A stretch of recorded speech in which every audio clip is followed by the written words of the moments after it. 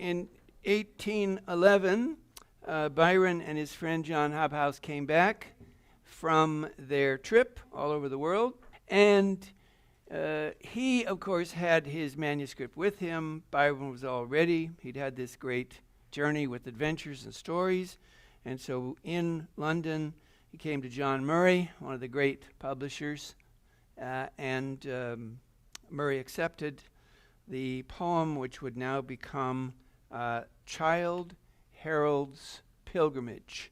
The Childe, C-H-I-L-D-E, that's a medieval term, and it meant a young apprentice to a knight. So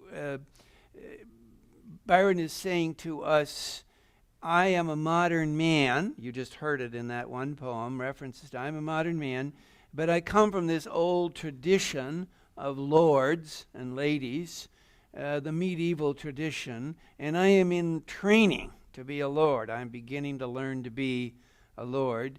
And my name on my trip was Harold, so this is Childe Harold's Pilgrimage. And the pilgrimage, of course, is a pilgrimage to experience. It's a romantic pilgrimage for experience, for life's experiences. In January of March of 1812, Canto 1 and 2, now the full poem, which is a long poem, an epic poem, big poem like Dante, is 4 sections, and he calls each section a canto. And it is one of the really great stories in publishing history, in Romanticism, and in 19th century literature. Byron became a sensation overnight, a overnight rock star in the world of 19th century poetry. But everybody who mattered was reading it. When some of the women I'm going to mention to you, when they're all gathered together in March of 1812, they're at a party, and one of them wrote in her diary that night when she got home, everybody is talking about Byron. To us now in the 21st century, Childe Harold's Pilgrimage sounds antiquated. Many of the references of things we don't quickly understand. A lot of it's Napoleonic battles, names of battles that someone in 1812 would have known immediately. Things like that we have to look them up. So we can't get it quite the way someone could in 1812. But the thing about Byron and Childe Harold's Pilgrimage was that with this work, he summed up and he provided exactly the kind of experience that the great early 19th century romantics wanted. It had everything.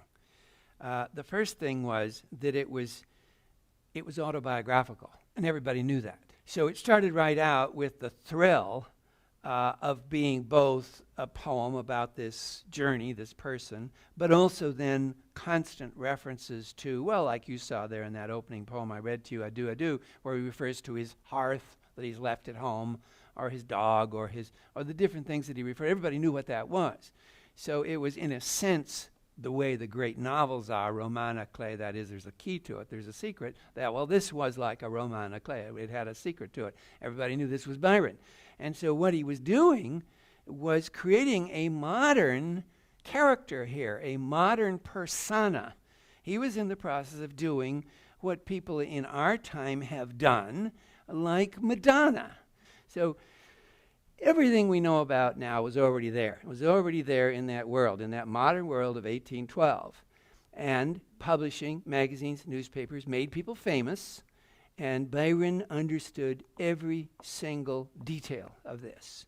And he understood it had to do with your appearance, it had to do with your persona, it had to do with how people saw you, and he understood exactly that you can manipulate that, and you feed them the things they want, you hold back the things they don't want. I'll give you one example.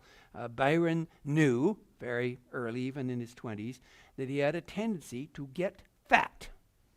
He was a big man, he loved to eat, he loved to drink, and, as I said, he had, a bad foot, so he had to do a lot of exercising. You got to do a lot of swimming to swim off calories. So in order to be the romantic hero that he was creating with his poems, he would retire to Newstead the minute he saw he was putting on pounds and go on a complete onion soup diet.